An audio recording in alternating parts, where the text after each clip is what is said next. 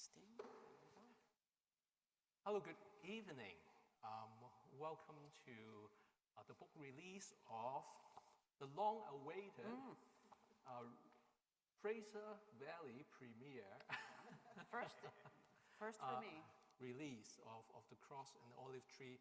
We are so pleased. We are so pleased to have Shadia Oubti to be with us again. Shadia was here just approximately a year ago. I think the event was in November, and in the same good partnership that we have enjoyed with the Bridge Church, and it's so nice that Eden is here with us, and I know that we have friends from the Bridge Church as well. So we are co-hosting these two events together. The contents will be different, and it is really a model that we want to invite you also have opportunities to enter into the dialogue as well. As anything to do with Palestine is a very heavy subject. It has my name is Clarence Lee. I'm the rector or the pastor of St. Dunstan since last November, still pretty new. Shadia was one of the first friends I made when I first arrived here. And this event is organized by the Center for Spiritual Renewal at St. Dunstan. And what the centers do is to engage Christians and other seekers into contemplative practices to help us living in a very complicated world these days with all the challenge to connect our heart and mind with God together through spiritual practices, right? And justice is also a very important spiritual practice as well. Justice seeking and peace building as well. But as a center event, we try to offer opportunities to invite those who gather to participate in spiritual practices. And I just want to, particularly on an evening like this, invite you to join me in this spiritual practice called the welcome prayer. Can I just have a show of hand? How many people have heard about the welcome prayer before? It's just very simple. The goal of the welcome prayer is simply to allow ourselves to listen to what we are feeling, not just in our mind, but in our body at this very moment. Whether it's pleasure, joy, struggle, or anxiousness about how the Jays are scoring, or very serious, heavy-duty issues like peace and democracy, whatever you are feeling in your body at the moment, to acknowledge them, to say welcome, and to consent to God to let go of our desire for control, affection, and various things. So I will lead you through this spiritual exercise, and the instruction is also on the slide as well, if I'm able to get this right. So let us just take a few cleansing breath. Breathe in and breathe out. Inhale and exhale. As we inhale the Spirit of God, the holy breath. As we exhale, allow God's Spirit to attend to you in God's own providential way and carry out what's been waiting on you tonight.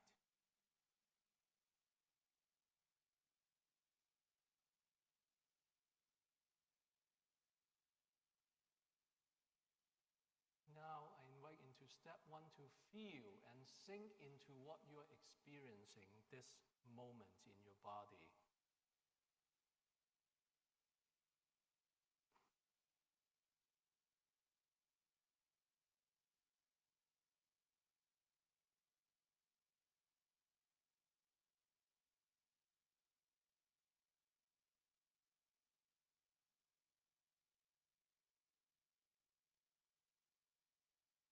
Whatever you're experiencing in your body right now, say welcome.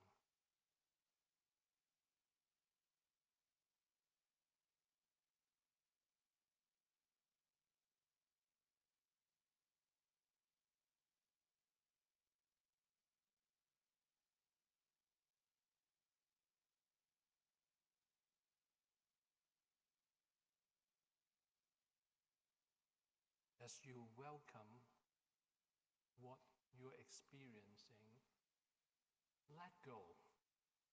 Let go by praying silently or aloud.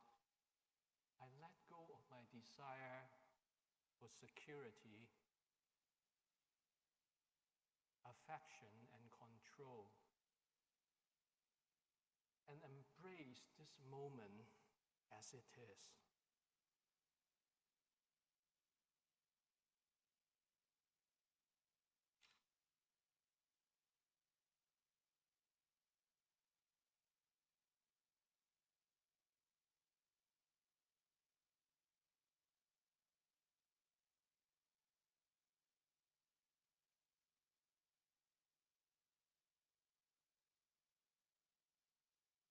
Amen.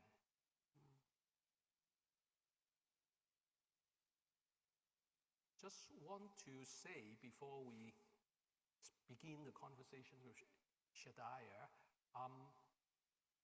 tonight Shadia has brought us some crafts made by the large community in Bethlehem, and also probably other arts and craft from Bethlehem as well. So later on, when we finish the talking and dialoguing and then the reflecting part, you're welcome to look at them, and everything you bought will support the local Palestinians in Bethlehem and the area as well. And also, this is a free event, but your donations are welcome. Your donation will continue to support the Center for Spiritual Renewal in continue to hosting events like this or other events as well. So there are various ways to gift. There are basket outside, and then there are QR code to scan if you are electronically inclined. Have I missed anything? And bathrooms are on both ends. If you just go out, walk to either end, you will find bathroom if you need to take a break. Okay. Shadia, would you like to explain some of the symbolisms we have? Yes. Hello, everyone. Thank you for coming this evening. I know it was a little bit uneasy drive for me as someone coming from the Middle East to drive in a lot of rain. So thank you for making the effort as well. I thought to start with the introduction of the book talks about, the olive oil. And they talk about they take the olive oil as a symbol for Palestinian theology, and they talk about 3 forms of theology. And I thought it would be great to just bring you the visuals along with. So this is olive oil. It is from Palestine. I don't know if any of you use this, from Zaytun. But they also make soap from olive oil. There's the Nablus. This is kind of the trademark of Al-Jamal soap that's centuries old, and it's one of the only factories that still makes olive oil soap in Nablus, which is in between, let's say, Jerusalem and Nazareth in the West Bank, Nablus. But they also have them just in different forms and smells. This is also outside on the table. It's for sale. It's $5. It's all organic olive oil. And then, you can also use, or at the at the time of Jesus, they used olive oil to light lamps. And this is supposedly a first century olive lamp that I bought from the Nazareth village, if anyone has been there. It's kind of this live museum of what was life living in Nazareth like. So they had these, and you put olive oil in it to light it. And of course, there's different, when you press olive oil, the finest is what we consume, and usually also used for rituals, whether it's anointing or other. And then, the less good, or whatever's the second batch of the squeezing of the olive, you make the soap. And of course, the last one that's maybe not as refined is what you use for the lamp, which makes sense. As anyone who's a farmer, you have to make use of your product in different ways, so you use the best for the most precious elements, and so on. So I thought, just to have these visuals in front of us, I would have loved to light this, but it makes black smoke, and I don't want us to have any alarms or anything. I've tried it, and it just comes with black. I think, Clarence, you're right. That's not the oil for their oil lamp. But these are just visuals to start our evening with, and especially as this book tries to, I guess we'll talk more about it, but tries to bring forth kind of another way of looking at theology, what I call lived theology, right? One that's not necessarily only in the books and in academia, but one that it's in day-to-day life. And they try to show that Sam and John, the brothers who edited it, kind of talk about lamp theology, that kind of everyday farmers that the simple folk bring with, and the theology they live and they practice. That's what this book is trying to kind of explore in terms of Palestinian theology. Yep. Maybe I can, on that note, read. Do you want to read the dedication? And it's just the book. Should I read it, or do you want to read it, Clarence? Okay. And that was something when we all, so I'm a contributor. We had 2 meetings before the kind of, we finalized the book. And one of the things we worked on together towards the end is kind of writing some dedication. Who do we want to dedicate this book for? To the Palestinian people, to the elders who have carried the cross through endless nakbas. And nakba is the Arabic word for catastrophe that Palestinians call what happened to them in 1948 when the state of Israel was established. It was independence for Israeli Jews and a catastrophe for Palestinians. And to the mothers and fathers who cradle their children amid the ruins. Like the olive tree rooted deep in our land, your steadfast presence tells the story of generations.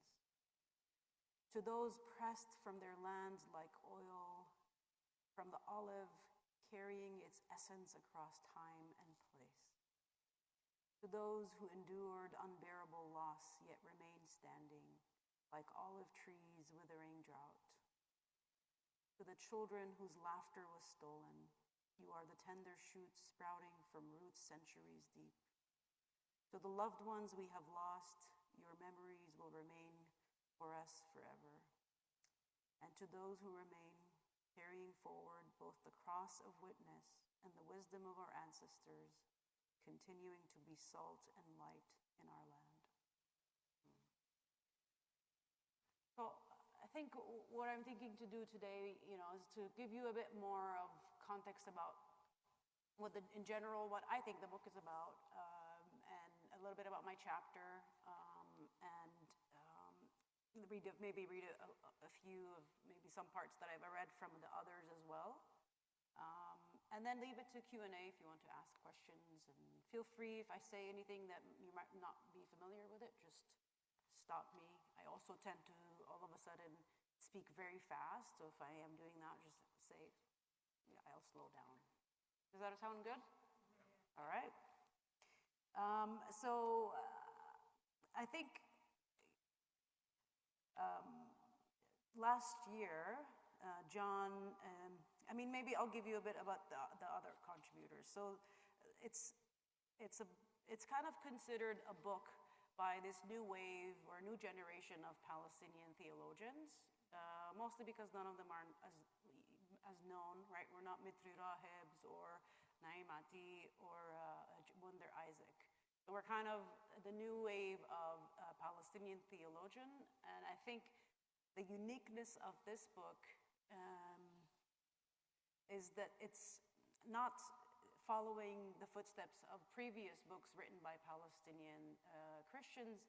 It's not trying to disclaim or define its position or relationship to Christian Zionism, which I think a lot, and rightly so, a lot of the work of Palestinian Christian has been to identify it, to distance it, to challenge it, because it is the number one harm of theology that has significantly changed our lives, or the church of the church for Palestinian Christians. So this book is not about Christian Zionism, which is new. It's a new stream, or they're paving a new direction to it. And I think my understanding is it's written at a time of genocide. It was 2024, so probably I think August was the second revision last year, so it was 10 months into the genocide. And of course, at a time like this, I think it was, for many of us in our own ways, we're trying to grapple with big questions. What's happening? Where's God in the midst of all this? How do we make sense of this senseless exchange of death and violence and just extreme violations of anything that we've seen before, right? So I think the book also gives a window into what are Palestinians grappling with as they write at that time, at that place. I think the majority of them are still there. I mean, John and Munayer, Sam Munayer, the editors, they also have the one chapter at the end. And well, lo and behold, there are chapters on the theology of martyrdom, right? And so they bring it up. It's talking about what does martyrdom, what are the saints and the history of the church talk about it. And then Daniel, their brother, who is now working for Musalaha, the Center for Reconciliation. If some of you are familiar with Salim Munayer, they're his boys, and Daniel now is the executive director of Musalaha. So the question is there room for reconciliation in the midst of genocide? What does reconciliation look like? Can we even talk about it amidst all this? Lama Mansour, who's a fellow from my hometown, from Nazareth. We grew up in the same church, and she talks about the role of imagination at a time like this. Can we imagine a different reality, right? And this, I think we all grapple with it in our faith, is what God wants us to be and who we are, right? And it's always this tension of how do we bring this gap closer in anything, not just personally, but also collectively. So she talks about it. How can we imagination in the valley of the shadow of death? Yusuf El-Khouri, who is from Gaza, he's currently the dean of students at the Bethlehem Bible College. So he grew up in Gaza, and his story, and he moved to Bethlehem. I think, I'm trying to remember which years, but he at some point moved to Bethlehem with his family. Not all of them, some of them remained in Gaza, and so he talks about his experience of living in Gaza, the history of the Gaza Christians, but also he talks about the theology he learned from his grandmother, and he calls it teta, which is the Arabic word for grandma. So again, that form of lived theology that he learned from his grandma. Marah Sarji, she's also from Nazareth, and she's a student at Princeton right now, a theology student at Princeton, and she looks at the parallel between Guatemala and Gaza genocides. What are her learnings, and how does she what has she learned from being in Guatemala and hearing the witness accounts there as well. And the only one that I haven't yet met in person is Azmira Hamouri Davis. Azmira is American. She, interestingly, her background is, so she's American. Her grandfather, one of her grandparents is Palestinian, and she grew up in Hawaii. So she's this intersectional Black, Hawaiian, Palestinian, American, and tells her story of how does she navigate these identities that in some form or the other have shared some kind of marginalization, but also engages with womanist theology. Like how was she learning from that? And then my chapter, I guess I haven't talked about it, but it talks about I moved here 5 years ago. I came to study at VST, Vancouver School of Theology. And my research, I did the Indigenous and Interreligious Studies program. To make the long story short, I was trying to engage with Indigenous understandings of land, Indigenous ways of being as a Palestinian, and ask the question, what can we exchange from each other than our experience of settler colonization?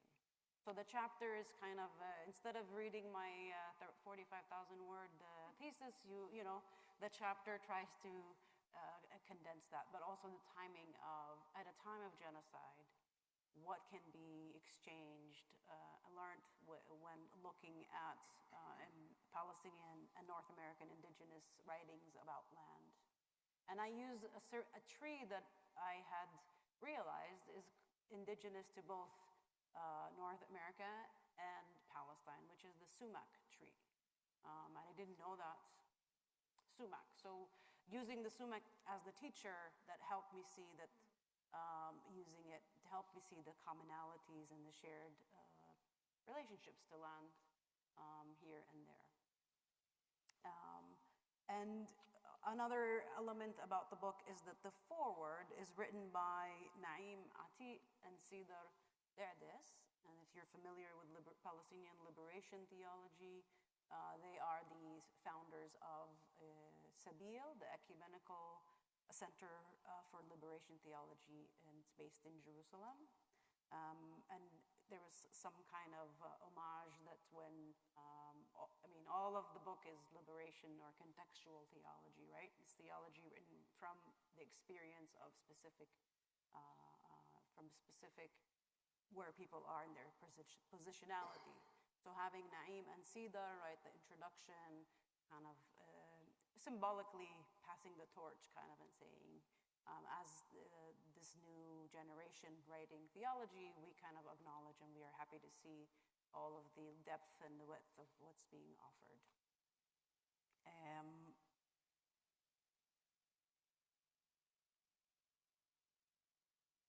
Yep, I think, so when they reached out about the book, and Sam and John has just finished a tour about the book with Friends of Sabil North America. So if you're on YouTube and you write the title of the book, you might find some of their lecture, like the introductions, and they give a much more depth about the editing and the thought process behind the title and how they organize the chapters. And I have some invitations here that they will be joining me and Azmira on November 15th. I'll leave them outside, but on November 15th, we're going to do an online book launch with them. And it's for Canada-wide, so the timings are 10 a.m. our time, 1 p.m. Eastern time. And so it's on Zoom, so you can register and you can hear more from them about their perspectives and contributions. I'll also send the electronic version so people can sign up for it. So that should be interesting. Another thing about the title, The Cross and the Olive Tree, if you're familiar with James Cone's The Cross and the Lynching Tree, there's an intentionality of also echoing James Cone. Samuel did some of his studies with Black theology, so he wanted to kind of bring also that connection into the title. And so the book is the Orbis Books, and I remember them saying, so initially that wasn't the original title. The subtitle was Cultivating Palestinian Theology Amid Gaza is the print. Originally, it was cultivating Palestinian theology amid genocide. And the publishers were like, well, if you want the book to sell in America, you should, reconsider genocide, right? And so they weren't happy about it, but, right, if the publisher is making these suggestions, they went with it. But, and that's one of the things that, considering the climate right now and to talk about that, so that was one thing that they had to compromise. And I was thinking, another thing that I was, on my way here, I was thinking, well, the cross and the olive tree. And I mentioned Nazareth Village. So I grew up in Nazareth. I always say that my paternal ancestry is Greek Orthodox. My paternal ancestry is Coptic. And the Copts are Christians. They believe they were the first Christians to convert when Apostle Mark went south to spread the word. These Egyptians were the first to convert to Christianity. Very proud people. My maternal ancestry is Greek Orthodox, and they're somewhere from the east that converted to Christianity at some point. But when I was born, by the time I was born, both my parents were practicing Baptists. All right?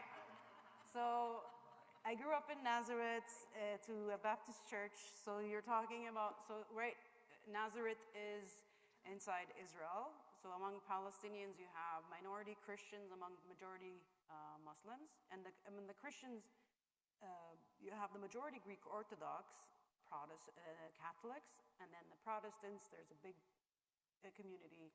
I mean, the evangelicals are like a small niche. So it's like a minority among Christians, minority among Palestinians, and of course, growing up in Israel, because Nazareth is inside Israel, is a minority Palestinian among majority Jewish. So, I mean, a niche, just my voice is like that. But again, I think these diversities are not necessarily portrayed. It's a simple narrative that we all see in the news. Jews are on one side, Palestinians on the other, but in reality, it's so much more diverse than what they make it seem. So, the Nazareth Village is just one of those projects that if you're a part of the church, you've probably helped in some way or the other, because they had found a cistern. By the way, so there's the English-Scottish hospital that's known there, right? I mean, again, the history of a lot of the hospitals, like Al Ahli Hospital in Gaza, or the schools, they were built by Christians because that was part of the mission of big churches, is that they wanted to have some presence. The easiest was to build either a hospital or a school, which explains why, Al Ahli Hospital they call it the American or Baptist Hospital, because it was established at around the same time. Like the Scottish hospital that I was born in Nazareth has the same founders as the one in Gaza that was destroyed there. So they were cleaning up around the hospital, and they found this ancient cistern, like what you make wine. And lo and behold, they found another one, and someone had the idea, we should make a live museum around this area, and so they did. And if you go there, you can see people dressed up as first century, and you walk in and you see kind of how how the houses looked like, how a synagogue would look like. It's a beautiful experience. All to say, when I was there, I also volunteered at some point in my youth, like everyone else. And some of the descriptions, they talk about the cross, like how the Romans would crucify people. And the question is, what wood? What do you think what wood did they use at the cross? Because the Romans used whatever was available. They didn't really invest in that. And so one of the theories is it probably could have been also an olive tree that was used to crucify Jesus. And I was thinking, wait, if you look at it from that perspective, it's kind of one and the same, kind of the cross and the olive tree. They're connected in that sense. That this symbol that Palestinians, see the olive tree as something that is a symbolism of peace in the Bible, right? With Noah, or other symbolism of keeping the light on, of perseverance, of resistance, that it can withhold weather, withhold drought. Imagine that the same tool has been used crucify Christ himself, right? There's this kind of reclaiming of the cross and the olive tree. So these are kind of some of the ideas of why this book has come to be, bringing it about. So I think when they asked me to write my chapter, I had, but at that time I had already finished my degree, submitted my thesis, and I was working during the last year. I came across a position to work at one of the local United Churches in Vancouver, and I applied. So I do like community engagement there, and I've been here 5 years. I've never experienced. Actually, I have. June 2021, if you guys remember, there were riots in Israel-Palestine that became really intense because neighbors turned against each other at that time. And it was really intense. And that was the first time I've experienced being away from home during troubled times, let's call them. And it was really hard to navigate because the news here didn't really cover enough to get the information. So, seeking alternative news, which is available. But it was my realization that actually the news doesn't cover much here. So if you really want to know, you have to make an effort to really go into other venues of news to really know what was going on. So that already kind of was preempting me to find, I wouldn't even say balance, just to find news that actually do speak it, like do report it often, not only when there's violence all of a sudden Israel or Palestine is in the news, but then once you find those, you have to find ones that are reliable, accurate, do present the news as is and not try to portray it, skew it one way or the other, to as much as possible. And so when the genocide started, it was really tough. And I think when I came last year, I tried to talk about how the feeling of you're living in two realities at the same time, and you're constantly never fully in one place, but you're having this jet lag that you're here and looking always of what's happening there. And because of the time difference, morning is evening there, our evening is their morning. So every morning I'd wake up, there's a new wave of news, atrocities, massacres, etc. So it was really disorienting, to say the least. Sadly enough, to some degree, you kind of get used to it and you become a little bit numb to it. But I think Israel has really outdone itself in keeping the level of shock. I'm sure some of you have seen it. It's just been unimaginable events one after the other. And so how do you even process that? I haven't. I don't know about you, but it's still kind of, it's still hard to, I think we'll need this a long time to process what our eyes have seen and to make some kind of meaning of it.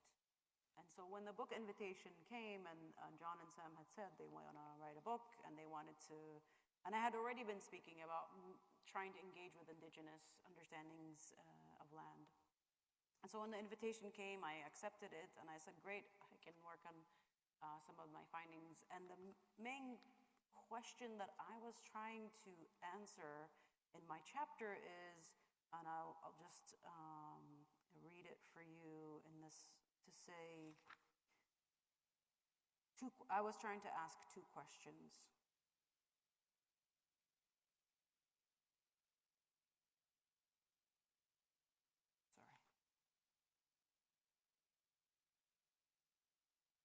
This chapter explores two key questions from my perspective as a Palestinian theologian. What insight can I gain from North American indigenous theologians who have been experiencing settler colonialism and genocide long before my people? And how might their theological perspectives inform my understanding of the ongoing situation in Palestine? So for the next weird to see it in a different format because when you write it on a document and not the size book. So for the next 20 pages, I'm trying to kind of answer that, right? And of course, I'm still looking for answers to that. These are not short questions. Yes. I'm not hearing you very well, so if I'm missing stuff, could I?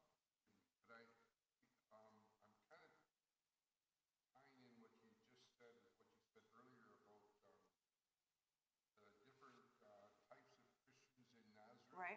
And if I heard you right, I think you said evangelicals were very small. Yeah. So I guess I'm curious. I've done a lot of thinking about North American evangelicalism and dispensationalism and our kind of weird attachment to Old Testament visual ethics. My question would be,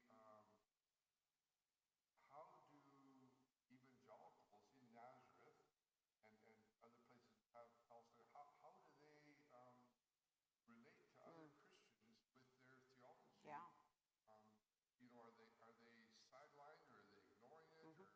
how do they cope with that? Yeah. I mean, I know from my church, the Baptist Church in Nazareth, I think in 2001, the Southern Baptist Convention, which is the home, kind of those of the missionaries that specifically impacted the church, they had come out with a statement kind of owning their dispensationalism and that they believe in the state of Israel as part of the fulfillment of prophecy, the second coming of Christ, and all that package. And I think my church had to come out with a statement with a position, and they kind of disowned that. They said that is not the theology we adhere to, and kind of just made it clear where they stand as a local Baptist church in relation to these. And as we've seen in the news, like more and more kind of conservative, dispensational, or really trying to see even the genocide in Gaza as part of this belief that it's part of God's plan, it's part of the second coming of Christ. So I think there is the Convention of Evangelical Churches in Israel, a similar one in Jordan and the Holy Land, they call it. And they all have statements, and especially when things like that come out from North America, especially related to the sister church or there's any connection, they'll come out with a statement either to condemn it or to disown it. Because, I mean, right now, I think, especially with people like Mike Huckabee, who is the ambassador of the U.S., right? And he's an ardent, as a Christian Zionist. And he's keeping them busy, let's say, right? They have to really be on top of it. And the amount of statements that these councils of churches have been producing, because they're trying to keep up with insane amounts of just heresy. Some of them call it as is, it's heresy. Christian Zionism, I think there's a lot of call now to call any support of the modern state of Israel, to see it in some sense part of fulfillment of prophecy or biblical prophecy. They're trying to work on claiming it as a heresy. And I don't know when the last time I've heard of such claim, right, that anything is heresy. But it's interesting to follow up with them as well. I think the president of the Evangelical World Alliance right now is a Palestinian, Boutros Mansour, and he's actually Lema's father, one of the authors. And he has just been elected as the president of the World Council of Evangelical Churches. He will be, so hopefully that will be helpful in the sense to elevate the stories and the cause of the Palestinian church, specifically more so than maybe previous times. But that's all the politics and dynamics that I think as someone who grew up in the evangelical church, there's a lot of push and pull. And of course, the Palestinian church is struggling to survive. So there's always this, how do we stay afloat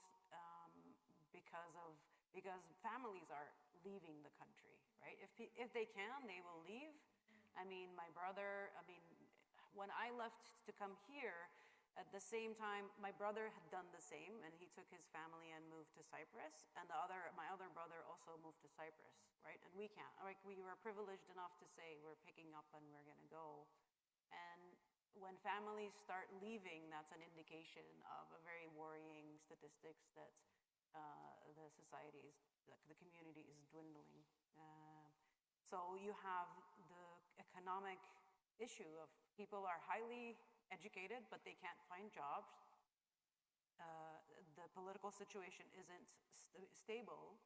And so you have these really wealthy Christians who will come and say, we'll support your church, just either don't say anything or, you know, like money comes at a price of trying to,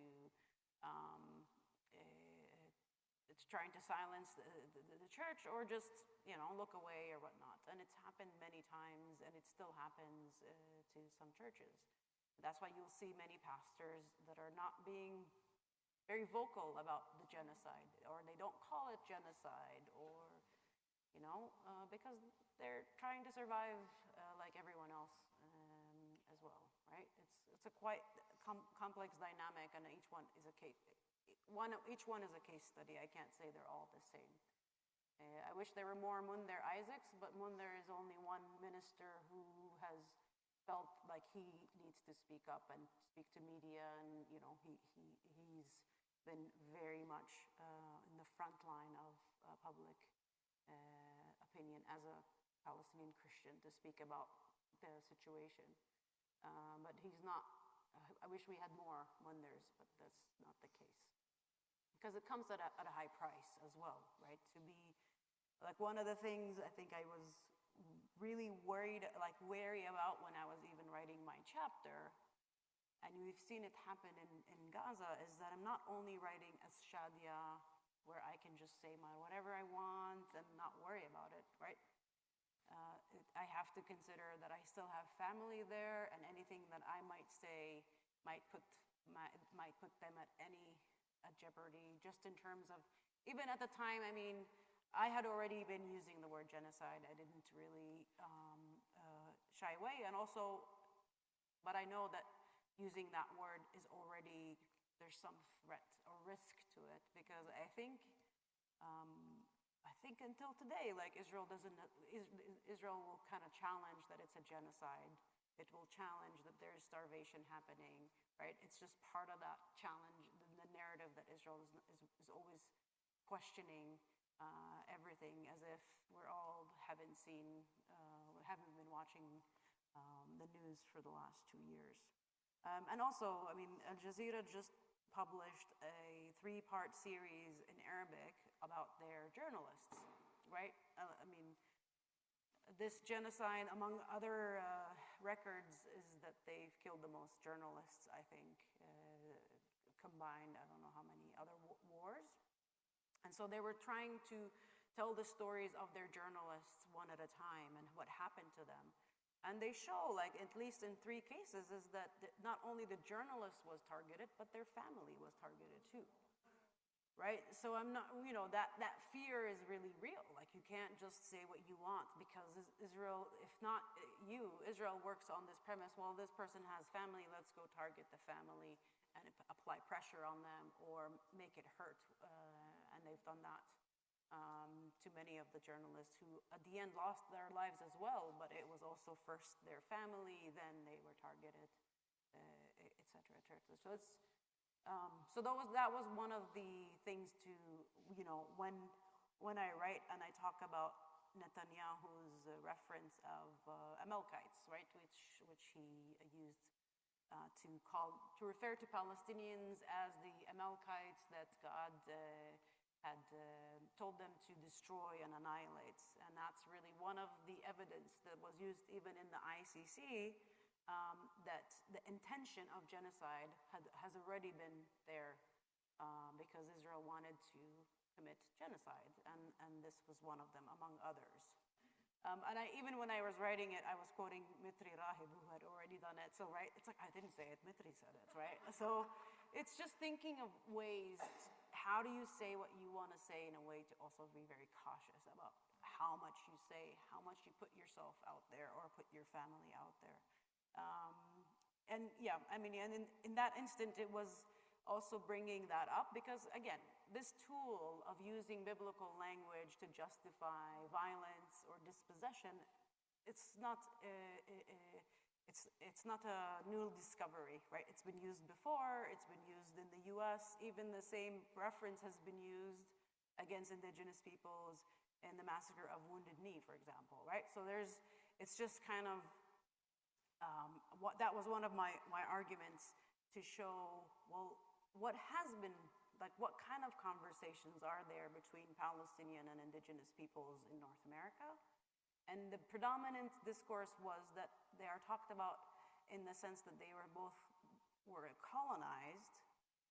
And even in those conversations, I think the commonality is to talk about what tactics or policies the colonizers did, whether it's mostly US and Israel, how they share same tactics and policies. But my argument was, well, are we really talked about if we're are Palestinians and indigenous peoples talking to each other if they're talked about in the sense that they've both been colonized, and look how US and Israel used this policy or that policy. So all to say that we needed to do a lot more work. There's not enough discourse on how do we engage with one another in a way that moves beyond that binary of colonized and colonizer.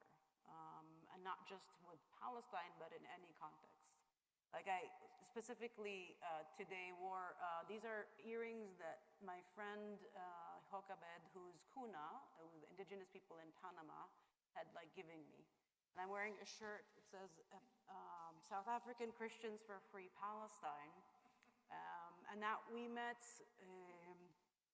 there was an online gathering, and I had mentioned something that even here in Vancouver, when the genocide happened, a group of us who are in church leaders, we felt like something needed to happen, especially at rallies.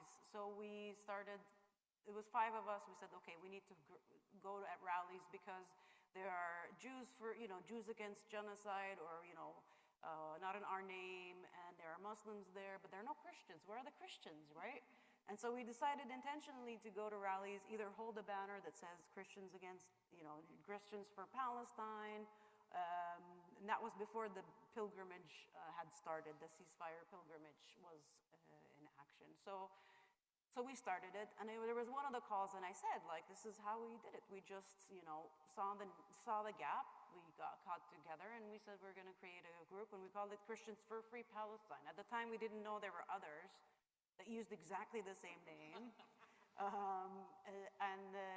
Because after that, the US had also started the Christians for Free Palestine.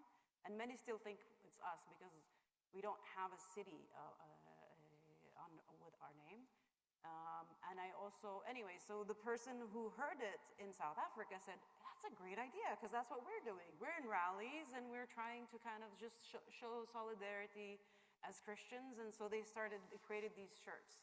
So when I went there last month, she gave me this shirt, and I thanked her so much. And yeah, in the back they had a beautiful, I think, I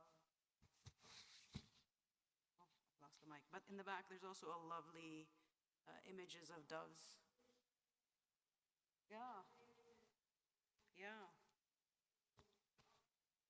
So yeah, if there's any artists here, and yeah, we don't have shirts yet, but we're. Yeah, sure. Well, I was gonna wear the medicine wheel tomorrow, but see how bad it smells. But yeah, and actually, also last summer I was at a symposium at St. Paul University. And I met someone, and he's like, we did the same thing. We called our group Christians for Free Palestine Toronto. And I was in the UK also in the summer. It was a busy summer because all of a sudden there's a lot of speaking engagement. And someone in the UK said, yeah, we also have a group called Christians for Free Palestine UK. So I don't know if you've met that, but there seems to be, I think, the watershed that happened on October 2023, I think we will still hear a lot about it. All of us have been impacted by it in some way or the other. And I think as a first step, this is just the beginning of it.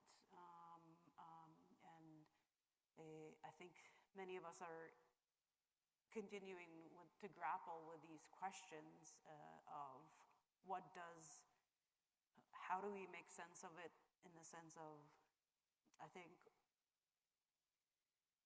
does it justify, like, is it this high cost, like, does it justify what is happening? I mean, we can talk, if you want to ask me about the peace plan, or what is it, the peace committee, or what is it? What's Trump's, the board of peace, sorry, right? Is that what he calls it? Well, that's the Department of War, but his peace plan for Gaza, right? He has a board of peace. We can talk about, like, you know, if you want to ask, I can give you my opinion about that. But, right? I mean, can the people who are perpetrating genocide be the same people who are going to bring about peace, as if they know what peace means or not? And I also think that, you know, part of the work I've seen, just doing it on a local level in my church on Palestine, the intersectionality is quite, it's just very visible that the first, you know, responders to the genocide, I think in many ways were people who have experienced injustice elsewhere or from a different context. Like, I mean, many of the LGBTQ communities were the first to be in the rallies, were the first to speak up for justice for Palestine. Or if it's people of color or marginalized people. That experience, that if we've, you know, or even my friend Hokabed, who are Kuna people, all of a sudden are sending solidarity to South Africans as well, or others, in the sense that it seems like people who have experienced a form of injustice pick it up. They saw it very quickly and joined in. And so there is that element of whether it's the injustice against Palestinians or inclusion or immigrants, right? There's an underlying shared struggle here, and I don't know if it's because it deals with empire, anything to do with, you know, whether it's colonialism or imperialism, but there is that element of people are coming together on this, and this stronger response in the sense to say, no one is free until Palestine is free. But yeah, I mean, we can talk about what that means, but that idea that everything is interconnected with one another, and how do we also reflect that in the solutions, but also in the journey together against that form of injustice. Yeah. I think I'll stop here if anyone wants to ask a question, and I can do one more reading if you want.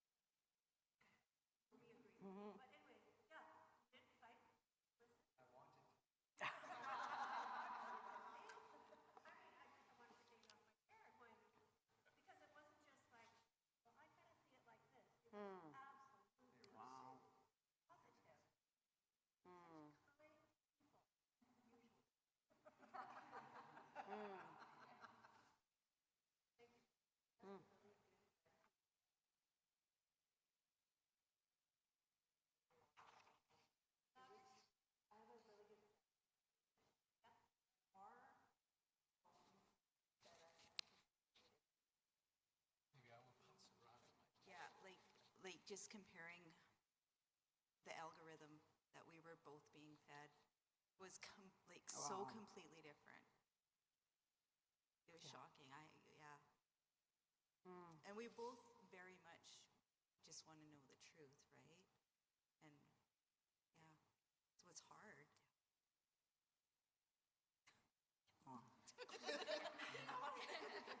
Well, as an immigrant myself 30 years ago, right, Canada is a new country to me, right? I sometimes find I've been in Canada longer than I was in my country of birth, which was Hong Kong. But I find the politeness of the Canadian culture don't want to upset the apple cart.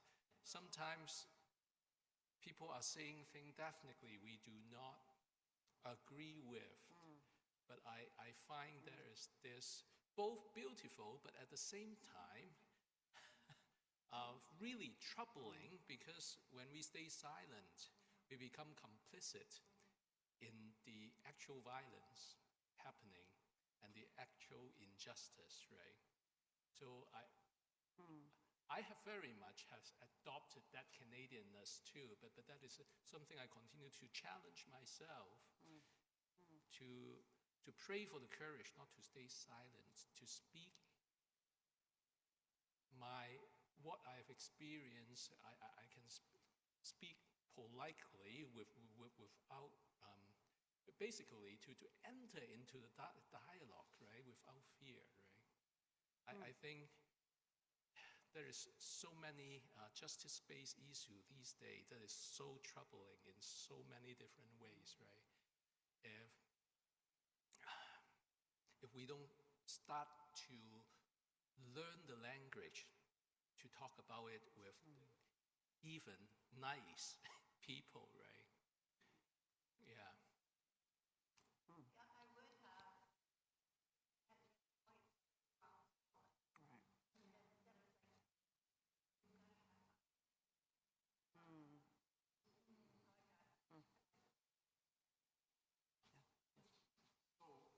I would have. I was a BC's GU union member, and there was a convention last time, and they had the Palestinians wanted the union to stand up against the Palestinians, and there was a sort of a rejection of that because there's this feeling of the government of Palestine, the Hamas, is just as bad as the government of Israel. Do you have any feelings about that? Like, do you see a difference? Like, I see South Africa Christians. Like, do you see the South African apartheid as similar to the Palestine apartheid? But there is a difference because the Hamas has this sort of anti-Semitic hatred towards Jews generally. Is that correct, or am I wrong? Okay. Yeah, I'll answer. I think the first.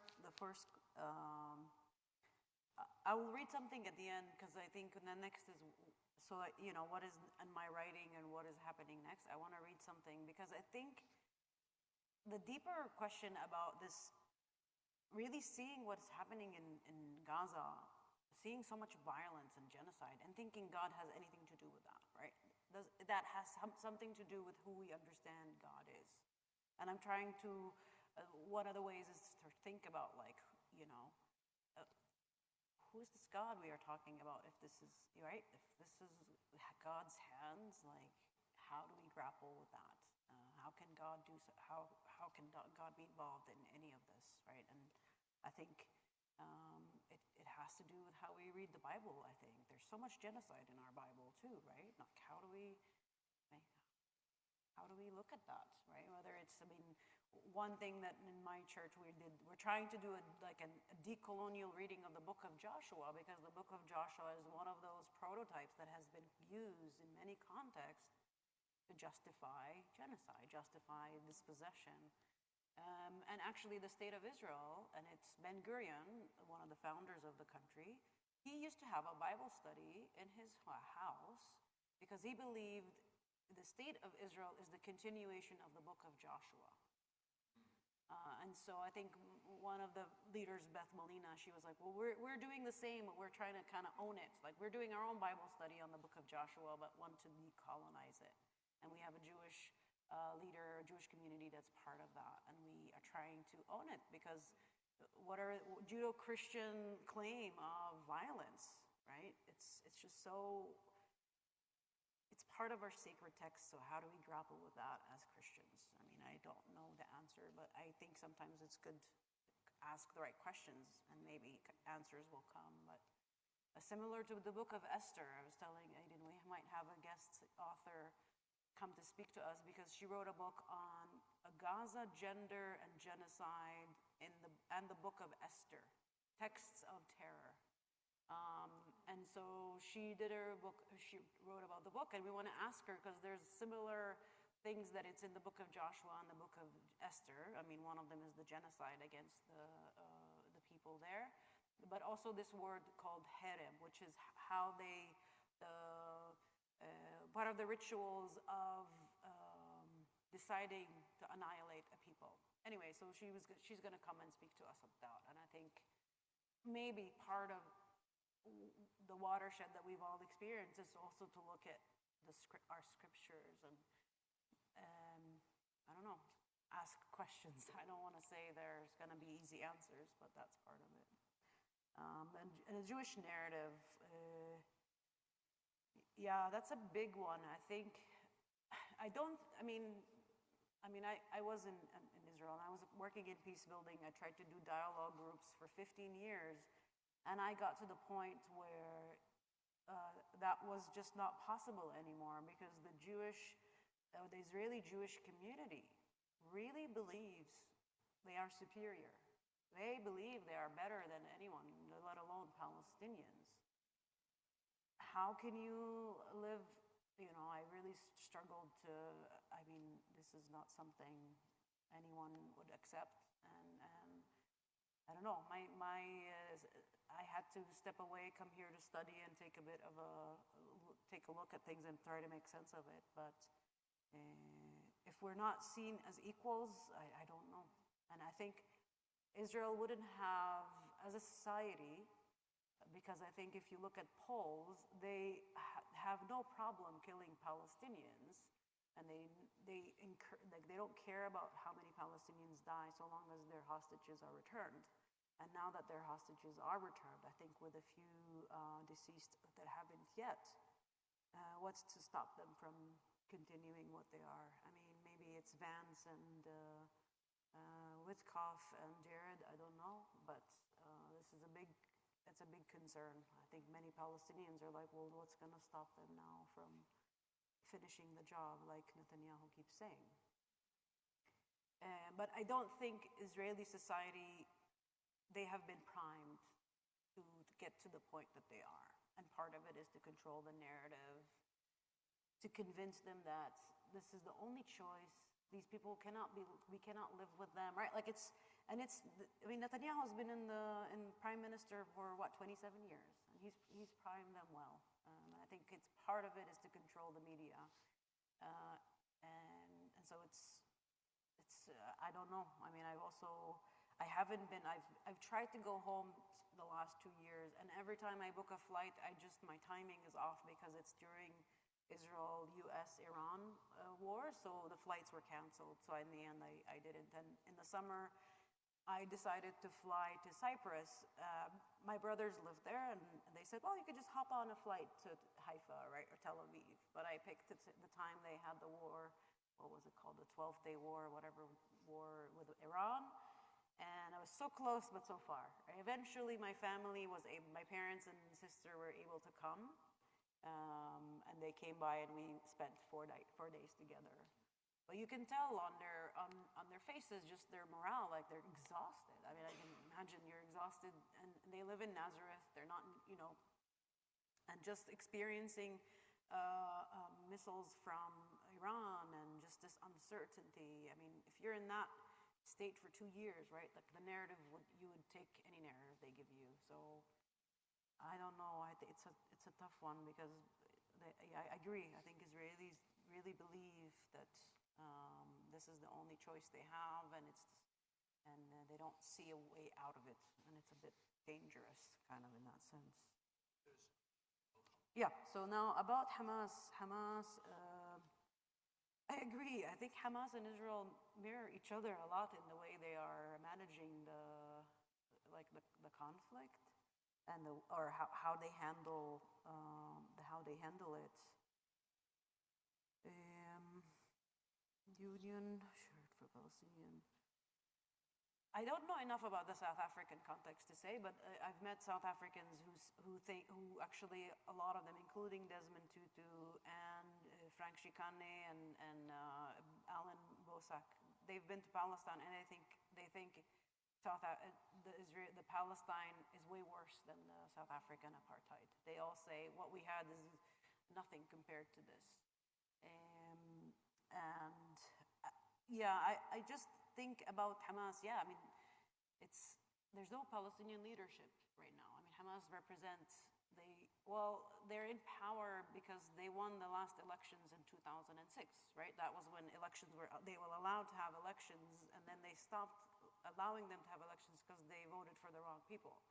I mean, so those who are the majority of the people who died in Gaza didn't vote for Hamas because they were all born after, right, Hamas took power. But I don't know enough about their charter. I don't think they recognize. I don't know enough to say if they are anti-Semitic or not. Like, I really would have to look into it. But I do think that there's a lot of mirroring the way they treat each other, and the success of Hamas is because they finally understand the Israeli psyche and they use it to their military advantage. It's not obviously like violence on either end. It's just horrific, the attack they did on October 7th. But I mean, people say they tried to kind of what I don't understand. I can understand where Hamas is coming from on October 7th. I don't agree with it. I condone it, but I understand where it's coming from, right? You put people in a prison for so many years. In the sense, what do you expect they're going to do? I'm finding it hard to understand Israeli response. I don't know why they're behaving the way they are. Because they're a powerful country. Honestly, I don't think Hamas is a threat. Like, when they were released, they controlled them. Like, they didn't pose as existential threat on the state of Israel when they infiltrated the premise. So the proportion, the intensity, the racism, the blatant demonization, and I don't understand where that is coming from. And I hope, like, similar to they think we're brainwashed. They don't see how much, like, their narrative is very skewed. And I hope one day to understand why are they doing what they are doing? Why Smotrich and Ben Gvir's are behaving in that way, and Netanyahu even. I mean, again, I know that his father was involved in the movement of Kahana, who are very extreme, and he kind of believes that violence is the only language and brutal force. But I mean, I can also maybe think about. I think there's a deep hurt there that is coming from Jewish experience of Holocaust. That wound was never healed. The state of Israel was established in a way to counter or to solve the Jewish problem, and I think it never did. And I think maybe this behavior, this unfathomable violence that we have seen being imposed on such a small space and so many children, it just shows how deep the wound is, and that the Jewish people haven't, I mean, especially those in Israel, haven't really addressed it. And maybe the West hasn't addressed the anti-Semitism, really. Has it really been addressed? Because the idea was to create a state for the Jews, and that would make Jews feel safe. Are they? Maybe not. Yes. Very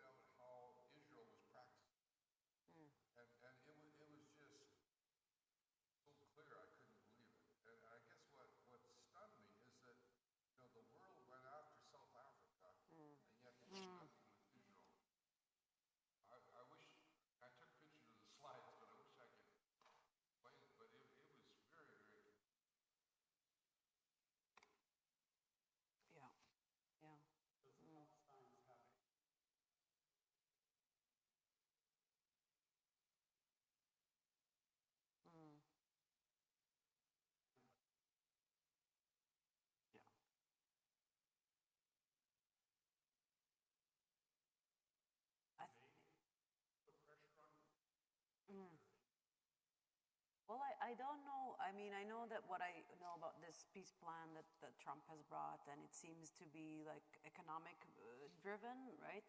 But with the Arab world, I think even growing up, like even since 48 or 67, the leadership is self-interest. The people, like the Arab people are with Palestine, but their leaders are with themselves, whether it's Egypt and Jordan and Iraq. They are all the time the leadership, until now, right? Like they want to serve their own interest, but the people are, they're afraid of a little bit of what the people can do. Like Jordan is quite sensitive to that because, I mean, what, 80% of Jordanians are Palestinians to start with, right? They're of Palestinian descent.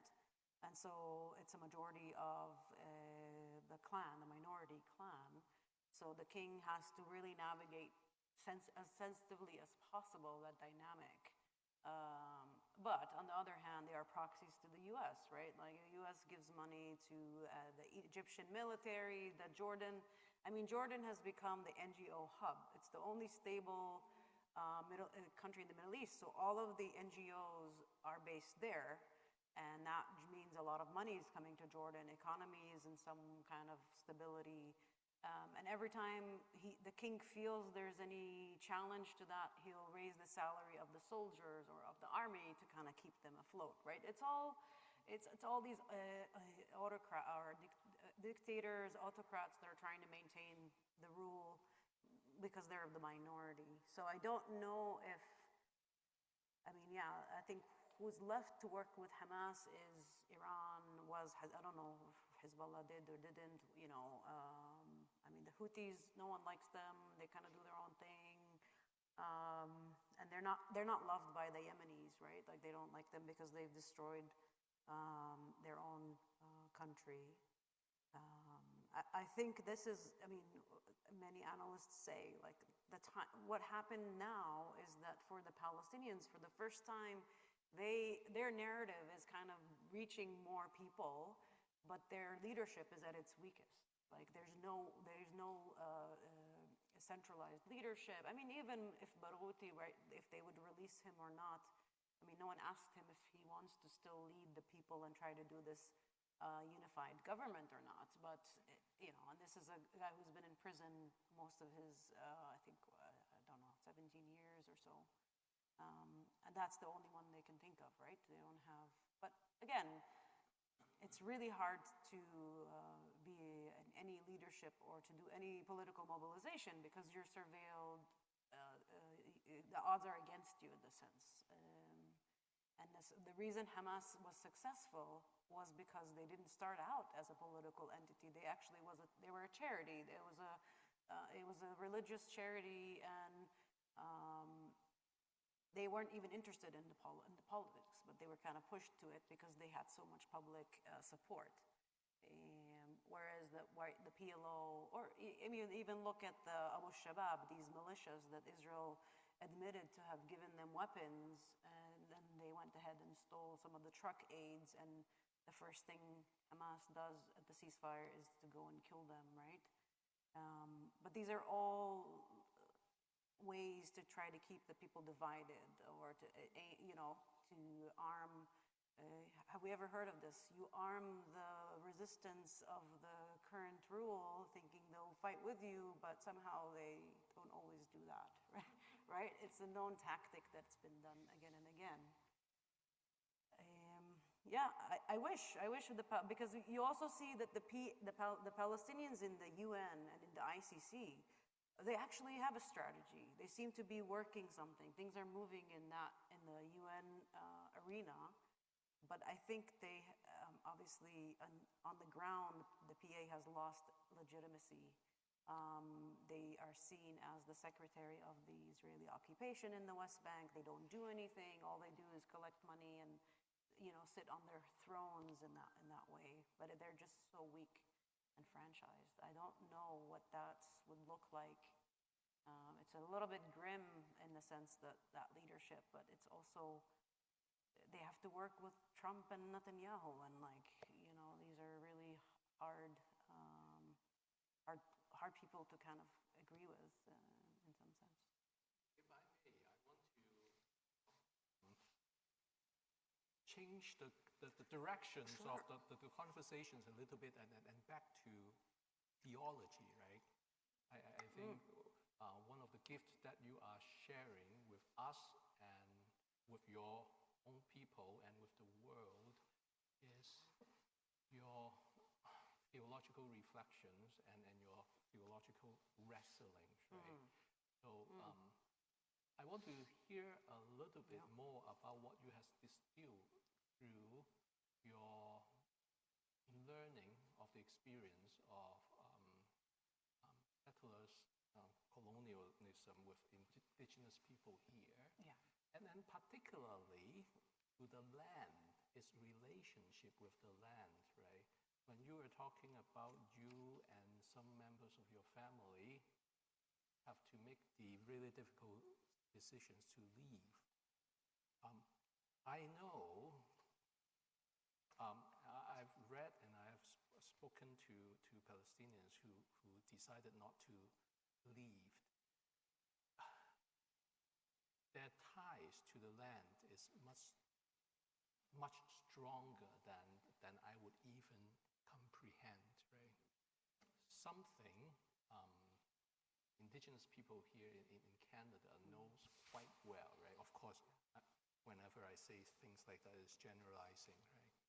So Yeah.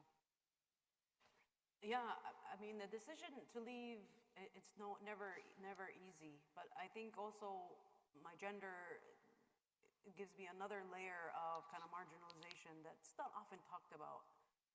Obviously, between genocide, surviving, talking about, being a woman and not giving equal platforms seems a little bit unfitting sometimes. And there's never a good time to bring it up also, right? By the way, like in this book, one of the features is that there's 4 women and 4 men, and it's not. I can't say this about all Palestinian theology books that they have that gender perspective. And yeah, to leave isn't easy, and I think part of the journey in this book is also you can still be connected to the land even when you're in diaspora or in exile, right? Like that connection to the land never really goes. And I always tell that story at my church is when I moved here, I also did a degree in Ireland, but I didn't stay there. That was never part of my decision to stay in Ireland. So this is the first place to be, and I think I want to stay here. So it's seeing this as home as well in that sense.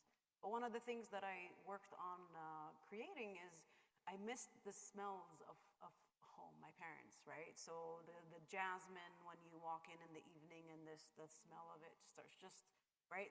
These smells and things that you see that make it home. So I tried to, I'm still on work, it's a work in progress, but plants and replicating, I have a, Vancouver apartment, like a small balcony, but I managed to find like a pomegranate, olive tree, a grapevine, right? Because all of this resonates with home. It's not just the family, it's also the plantation. And I found the jasmine. I almost killed it, but I think it just needed the fertilization. So it's an indoor plant, and it'll give me the flower every now and then just that smell of it is so amazing, right? Like it's these connections to land, to home that are more than just to have them with me, right? Because home's always been, and that's one of the things about noticing the sumac tree is that the connections are already there. It's just our eyes haven't maybe seen them, and it's just that idea of opening our eyes and you see these connections. It's part of that. And one of the things that I'm trying to work on more is in my research and reading from indigenous writings on land, they talk about this land-based understanding of land, right? When in many ways, and Vine Deloria, who was kind of the first to talk about it, it says like the West looks at the place from a chronological timeline, right? Like if you go to any place and you want to read about it, and it'll tell you, oh, this is what happened here in this year, in this century, and it's kind of chronological, what happened to this place across time. In indigenous understanding, they don't do the chronology, it's a place-based, like what happened in this place, what revelations happened to the people, the relationship between the people and this land and God. So it's not necessarily time-framed, it's place-based. In the same way, when they read the Bible, for example, they don't say when is the kingdom of God, when is the kingdom of God happening. They say where is it, because it's in this place. And I found it a very fascinating, just additional worldview to look at and a lens to look through. And I'm trying to, I think, even I'm hoping to apply for I've applied for a PhD program, and I'm trying to formulate what is it that I'm doing. Like, is this am I forming a Palestinian theology, and is it developing a Palestinian theology informed by indigenous? Anyway, words will come later, like as I delve into the research. But sometimes, I'm not trying to appropriate, right, indigenous ways, but I'm trying to engage with it and really apply it to my context. And this land-based is kind of the common thing, and I've written, I think if you Red Letter Christians, they are doing an Advent series again this year. If you put Red Letter Christians Advent series, and you can sign up to it. And so they are also, again, highlighting Palestinian voices. So on Advent, each day you'll get an email, or you can download their booklet, and it'll have writings from Palestinian Christians on Advent. And I think last year I was one of day one, and I think maybe again, because I did a land-based reading of the Nativity story, where I ask, how did creation, not just humanity, play a role in Advent of Christ, right? Looking at the limestone of the manger, right? Or whether it's the gifts from the wise men. All of them are gifts of the land. Myrrh and frankincense, these are actually gifts from the land, not just from Palestine, but actually from the trade route, which means the participation of all of creation, etc. So it's just that's kind of one thing that I'd like to develop. And one thing that I was working on to talk to you, and I think it's connecting to the previous conversation, right? Because Yoav Gallant, the military person who was accused in the ICC with Netanyahu, because he called Palestinians human animals, right? Do you remember at the beginning? And he said, we're dealing with human animals, and they will be treated accordingly. No water, no electricity, da-da-da. And one of the ways I was working on this land-based theology, and I said, when Palestinians are called human animals as a slur, indigenous wisdom teaches us to receive this as a compliment, recognizing our kinship with beings who know how to live in sacred relationships with creation, who understand reciprocity and interconnected community care. Because according to indigenous understandings, actually humans are the most vulnerable creatures, because water, the skies can live without us, trees can live without us, but actually we can't live without anything of that. So to be called human animals might be actually a compliment. But this reframing reveals something deeper about biblical imagery itself. When the Israeli Prime Minister Benjamin Netanyahu chooses the lion, and he's used it so many times in the last 2 years, right, as his symbol of power, he's drawing from biblical imagery, right? Jerusalem is lions as well. When you go to Jerusalem, there's all lions all over it.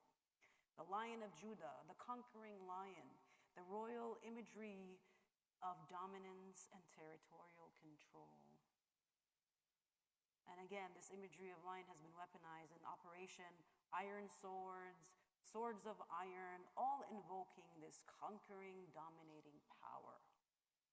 But let's ask ourselves, why didn't Israel or Netanyahu choose the beaver, for example? Or the turtle? Or the crow, right? These are sacred animals in indigenous creation stories.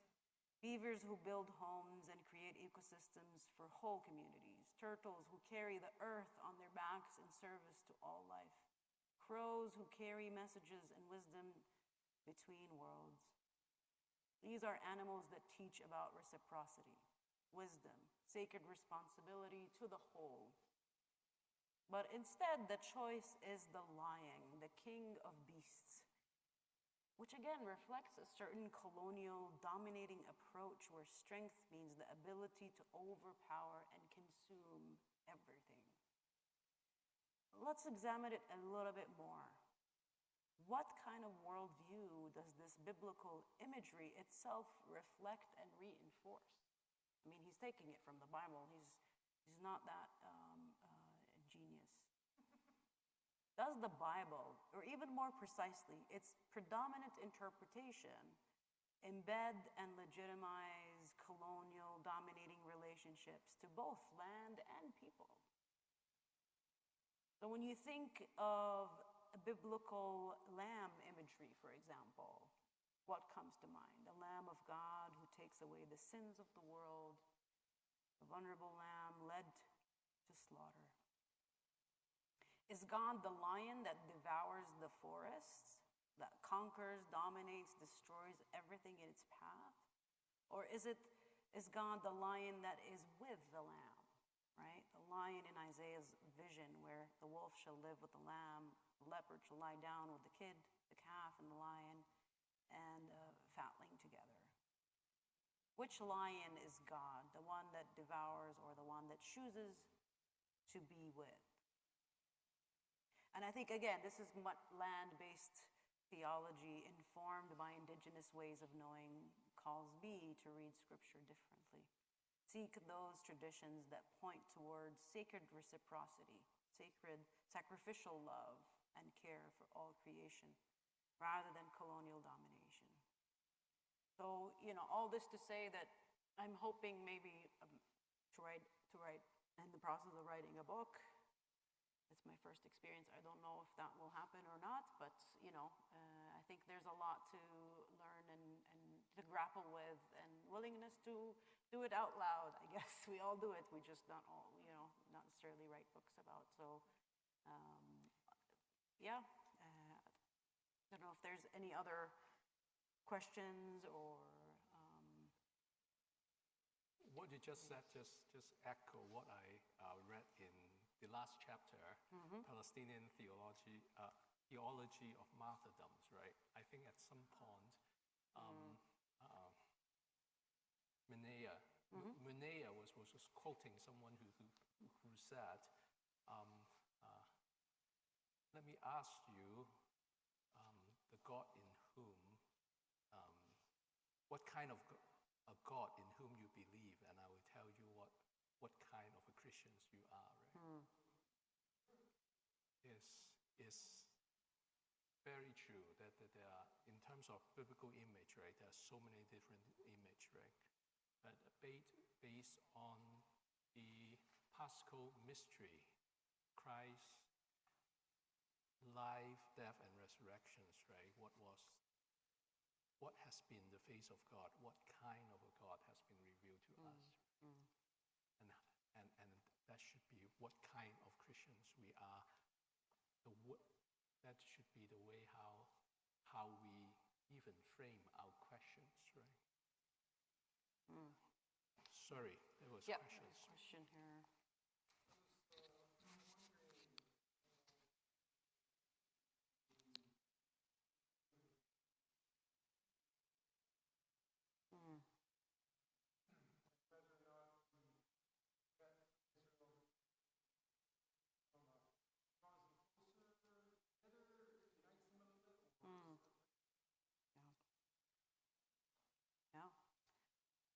From what I've seen, Muslims and Christians, because we live all in the same, like Palestinians are predominantly Muslims and Christians. The relationships, I think I've seen a lot of rallies.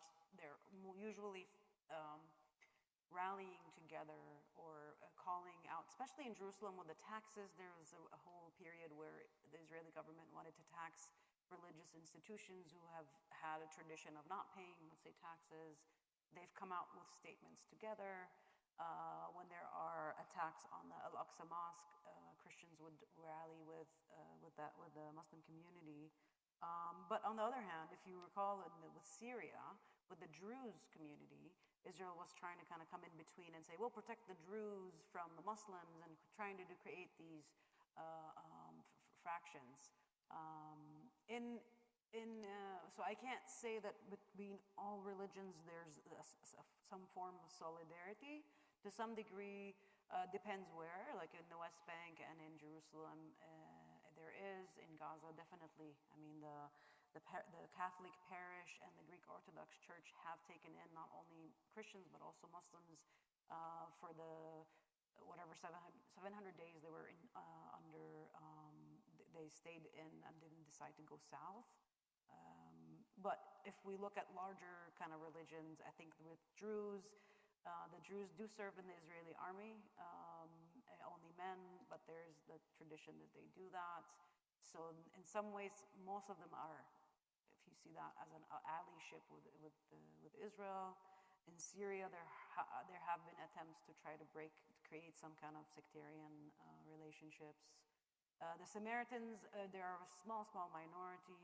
They kind of seem to navigate both worlds. They have both Israeli and Palestinians. They're still in Nablus. They live there. And they seem to be kind of away from all that, the political situation.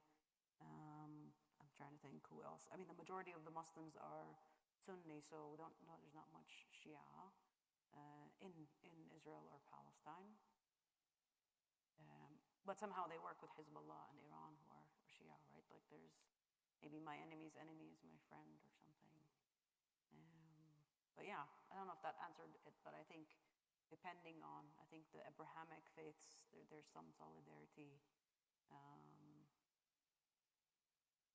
Yeah, and here, if you look at it, like I've had a chance to talk with a lot of some Jewish communities, mostly ones that are not pro-Israel, pro-Zionist, which are the majority, I think. They're in Vancouver. There's still there's at least one synagogue that hasn't come out with that, where pro-Israel, pro-Zionist don't talk to us about, don't bring this anti-Zionism into our synagogues. And they invited me to speak, and they wanted to, they have a tension in their leadership. Some want to be more outspoken against Israel, some don't. So they had invited me to come and speak, and it's already a sign of a shift in my experience, at least. I always had to run after Israelis to come to camps and to do all these events back in Israel, but that also indicates the shift of power dynamics too. And we had a good conversation, but I think for the Jewish community, they are struggling to determine their relationship with the idea of Zionism. Is Zionism really safe for Jews? To what degree is it keeping Jews safe or not? And how do we grapple with what it's doing in our name? And people I think are in their own journey trying to figure this out. I think for Muslim community, what I've seen, it's a relatively new community, immigrant community, so they don't have the same establishments as the Jewish community. And so especially the Arab Muslims, not necessarily East Asians, right, who have been here longer. So they don't have the institutional support or the institutional, they're not yet formed yet. But in some ways there have been rare, but there have been attacks. I think I've heard of two police officers attacking two Palestinian young men without necessarily having any reason to, right? The Vancouver Public Library is banning, I think, its staff from either putting a kufi, the scarf, or a pin, a Free Palestine pin.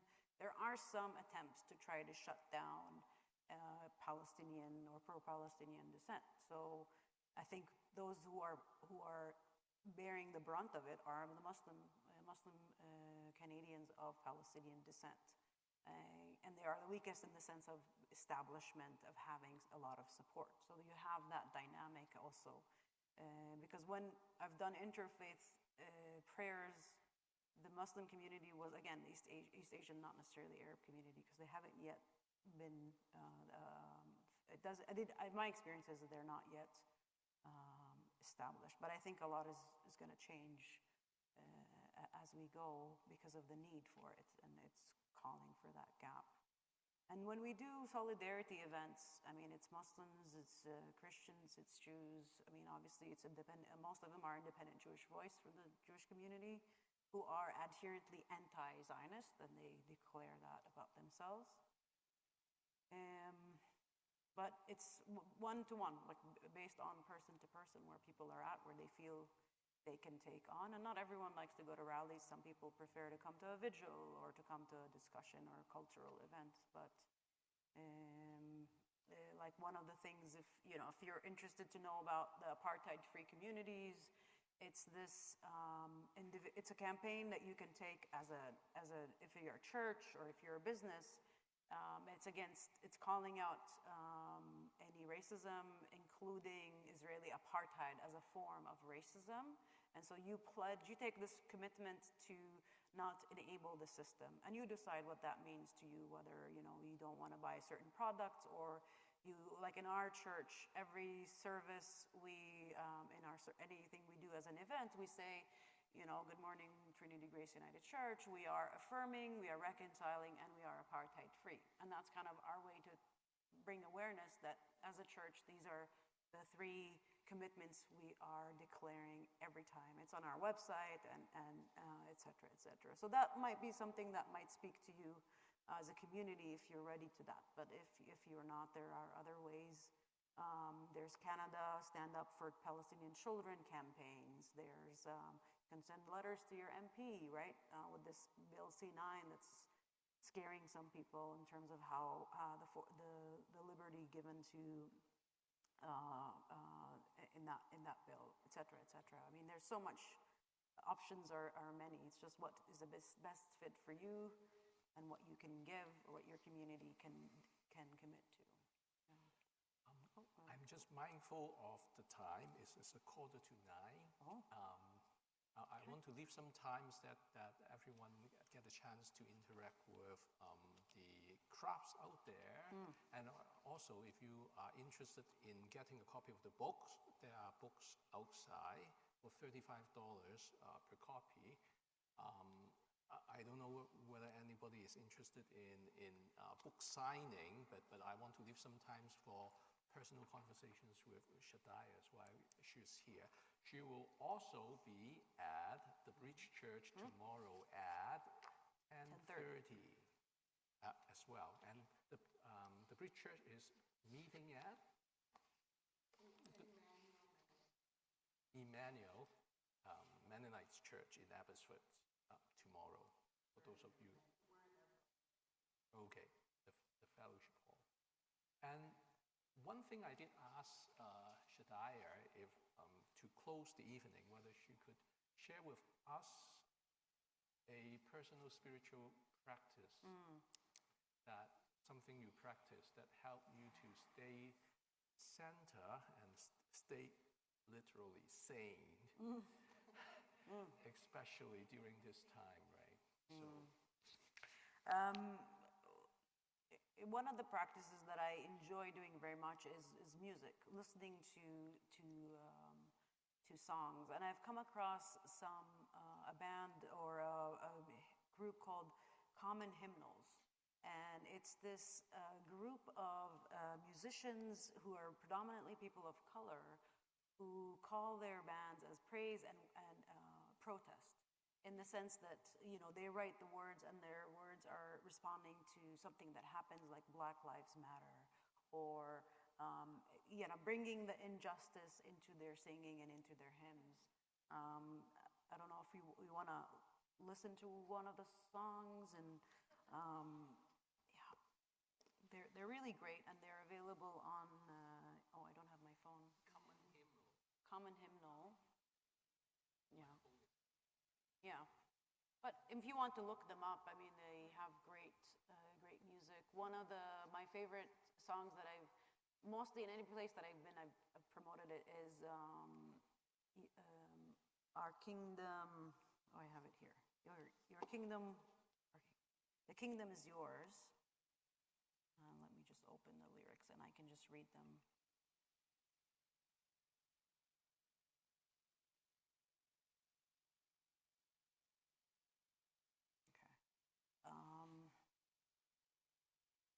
So it's from 2017. Blessed are the ones who do not bury all the broken pieces of their heart, Blessed are the tears of all the weary, pouring like a sky of falling stars.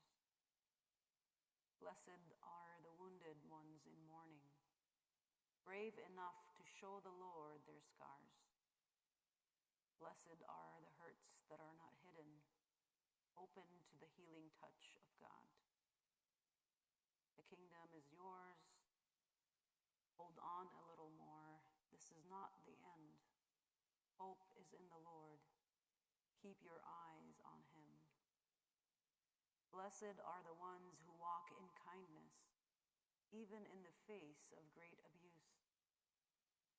Blessed are the deeds that go unnoticed, serving with unguarded gratitude. Blessed are the ones who fight for justice, longing for the coming day of peace. Blessed is the soul that thirsts for righteousness, welcoming the last, the lost, and the least. The final verse is, blessed are the ones who suffer violence and still have strength to love their enemies. Blessed is the faith of those who persevere. Though they fall, they'll never know defeat. Your kingdom is yours.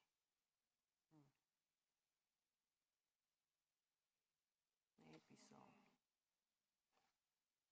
I strongly encourage you to actually very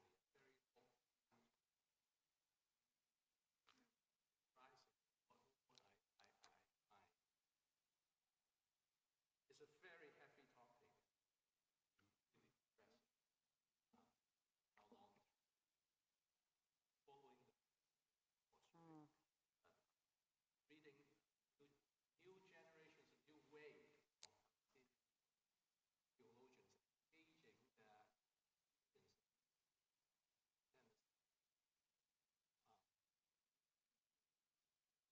you may find. Thank you. Thank you so much. Yeah, Shadia. thank you.